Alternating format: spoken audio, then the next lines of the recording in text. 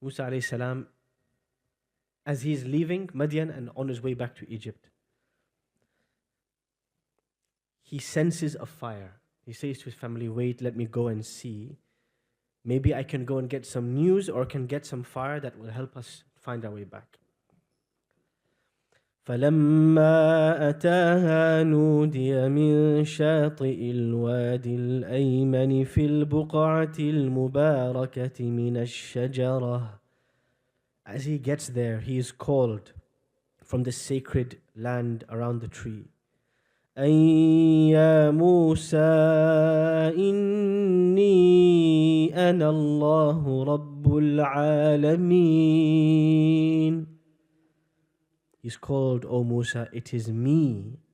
I am Allah, Lord of the worlds.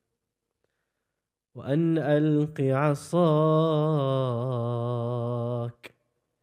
O Musa, I want you to throw your stick. فلما رآها تهتز كأنها جان ولا مدبرا ولم يعقب. When he saw the stick, تهتز, moving as though it is a snake, he turned and he ran and he didn't look back. I want to pause here for a second. In other parts of the Quran, before Allah tells him throw the stick, Allah subhanahu wa ta'ala asks him. Everybody know the ayah? وَمَا تِلْكَ بِيَمِينِكَ يَا مُوسَى. Oh Musa, what's that in your right hand? Now, how can Musa respond? If I ask you, brother, what's that on your left hand there? What will you say to me? A watch. A two-word response, right? Okay. Look at Musa's response. Allah says, what's in your right hand? What should he have said? A stick. Simple. Multiple choice answer. No complications. What does Musa say? قال هي عصاي أتوكأ عليها وأهش بها على غنمي ولي فيها مآرب أخرى. It's my stick. I rely on it. I use it to tend to my sheep, and I have so many uses for it. What's he doing here? He's speaking extra. Why? That he wants to prolong his conversation with Allah. Allahu Akbar. Yeah? That's what we do, right? Why are you laughing? Because it's all of us. Musa alayhi salam, taking his time, giving extra details, reading long surahs, saying things that don't need to be said. Why? He wants to prolong his standing in front of Allah. Because, sorry? He feels a sense of closeness. He feels like he has never felt before in his entire life. When he's standing in that spot there in front of Allah. Now, what is the theme? Allah says, what do you do? What's that in your right hand? I rely on it. I use it for this. I use it for that. I use it to tend my sheep. What's the theme here? What's the stick to Musa? What does it symbolize to Musa? He's a young man. Why is he carrying a stick? The stick has become part of him. Now what does Allah ask him to do? Throw the stick. That thing you think you rely on, you have to let go of it. You have to trust me now. From now on, not your stick, the Lord of the stick. قَالَ أَلْقِهَا يَا مُوسَى. So he threw it. Did he get what he expected? Maybe it would have been nice, the stick turns into some light, stick turns into some food, a plate of food. What did the stick turn into? A snake. What's Allah teaching Musa alayhi salam? To surprise you. You don't know what's going to happen next, but just trust me.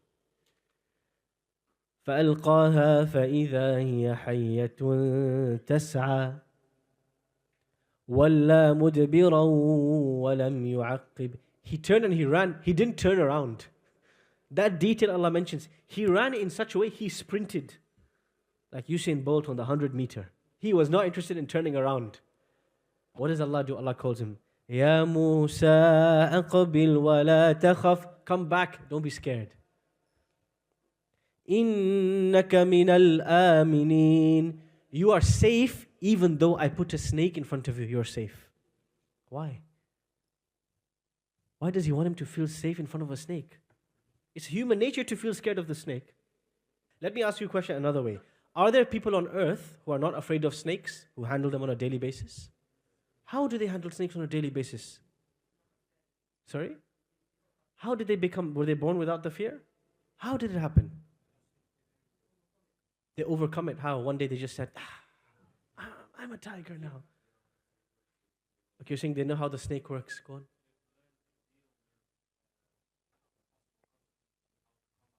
They've learned to deal with the consequences, how to combat it. There is a technique called gradual exposure. Day one, you just look at the snake from a distance. Day two, they say, just touch it. Nothing happened. I touched the snake. Day three, just hold the snake here. Day four, day five, day six. Day 45, the snake's chilling around your neck and your best mates. Gradual exposure. Allah is teaching Musa alayhi salam. He is conditioning him and getting him used to this kind of situation where there's something unexpected that's scary. But Musa, be ready for that. I'm going to expose you to it now in my safe presence, because later you're going to be exposed to snakes again. In whose presence? Presence of Fir'aun. Be ready from now. It's important to gradually expose yourself to all those things that we fear and we see as dangerous and we see as harmful. So when it comes, we are ready. Now, you've seen the snake. Allah says, خُذْهَا وَلَا تَخَفْ. You just come back running, you're safe. Now grab the snake. No, grab the snake. Grab the snake and don't fear. سَنُعِيدُهَا سِيرَتَهَا الْأُولَى. I'll turn it back into a stick only after you touch it. You have to overcome that fear. Put your hand on it and then I will convert it back to a stick. Not yet. You have to overcome, O Musa. You will not be able to overcome Fir'aun. And you will not be able to cross the sea. And you will not be able to accomplish what you are going to accomplish until you learn this point from me. You have to overcome your greatest enemy. It's not Fir'aun, your fear. You have to overcome your fear. Fear is the greatest reason why human beings don't take action. They're scared. Allah subhanahu wa ta'ala then commands Musa alayhi salam. He tells him, put your hand in your jayb. تخرج بيضاء من غير سوء. It will come with bright light. Now I'm going to send you to Fir'aun. Now you're ready. You are a messenger. I'm going to send you to Fir'aun. What's Musa's first response? قال رب إني أخاف أن يكذبون. Oh Allah, I'm scared that they'll just reject me. Fear of rejection. You know fear of rejection? Yes.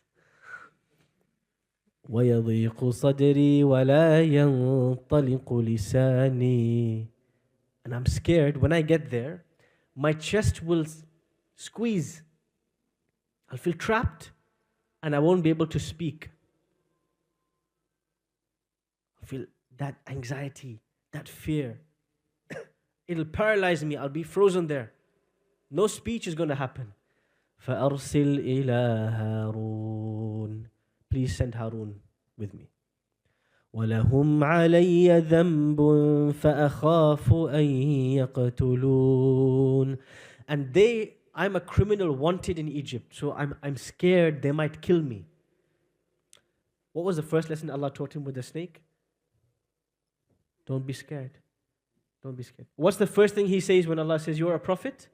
And inni akhaf. وَأَخَافُ. I'm scared. Now you're terrified. Musa is terrified of his past. He's terrified of the consequences. He doesn't have confidence in himself that he can stand up to this mission. He's terrified. How is Allah going to calm him down? This is in Surah Al-Shu'ara, the beginning of Surah Al-Shu'ara. In order for Musa to calm down and to have confidence in himself, Allah has to tell him his story all over again. Musa, I'm going to give you your brother as an additional prophet, no problem. وَلَقَدْ مَنَنَّا عَلَيْكَ مَرَّةً أُخْرَى. But you know, Musa, this is the second time I've done you a favor. Huh? Allah starts to tell him the story all over again from the beginning. Allah subhanahu wa ta'ala begins to tell Musa alayhi salam the story from the beginning in order for Musa alayhi salam to realize one thing. ثُمَّ جِئْتَ عَلَى قَدَرٍ يَا مُوسَى. Tells him the whole story. Remember your sister, she walked next to you, you reached the palace, then you left, then this happened, then this happened. And then Musa, you came when I planned for you to come. This was all planned. And then Allah subhanahu wa ta'ala says something. It reassures Musa like nothing ever reassured Musa.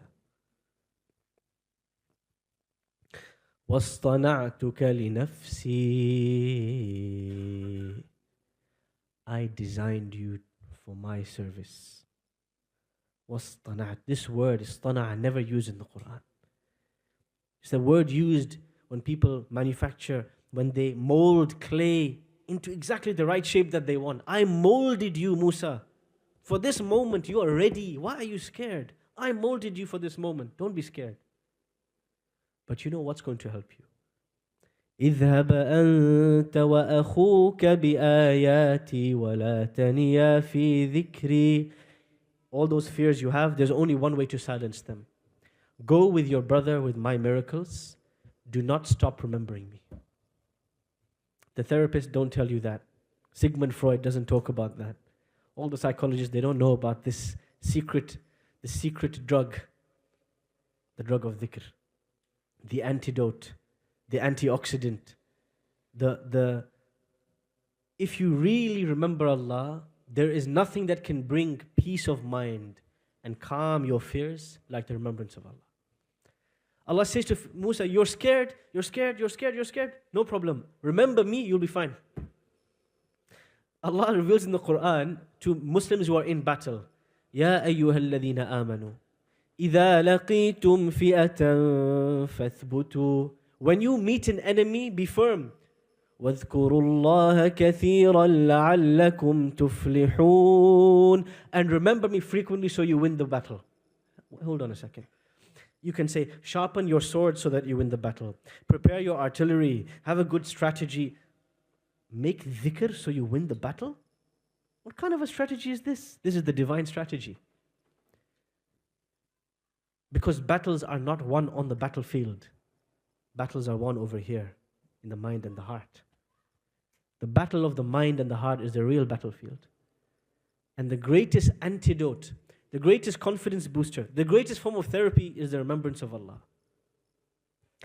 No medication, no therapy, nothing has that potent ability to calm a human being down and to give them peace of mind like the remembrance of Allah. And I'm not saying, for the refuters, I'm not saying that those other methods are not useful. Of course they are. But there's nothing like the remembrance of Allah. So Allah tells Musa alayhi salam, you're scared? Doesn't matter. I molded you for this moment. And I want all of you to think about this in your own lives. If you think, if Musa alayhi salam did not make sense of his past, he would not have been ready for what's next. A lot of us, we struggle with what happened in our past. Difficult moments, failures, fears. If you don't make sense of what happened in the past and come to terms with it and come to peace with it, you will not be ready for what's next, for the role Allah has planned for you. And this is what I want to leave you all thinking. Allah molded Musa for something specific to serve him in a specific way. Allah is molding everybody listening to this in a specific way to serve a specific purpose for His sake. Every difficulty you faced in life, every blessing you had in life, every epiphany you had in life, what you studied, what you worked, which friends you made, it was all for a reason. Allah is molding you for something. What is Allah preparing you for? This is what you need to rack your brains and think about. And what am I going to do to serve Allah? What's my specific purpose? Yes, everyone's purpose is to worship Allah. But your worship is different from my worship. There are people in this room, their worship of Allah is they wake up at 2 a.m., they go to the A&E and they perform surgery. There's people here, their worship is they walk to the masjid, they find two people dealing drugs, and they come in and they try to sort it out. stop it from happening. Everyone is going to worship Allah in a different way. But you need to discover what's your way and what's your story and what has Allah molded you to do.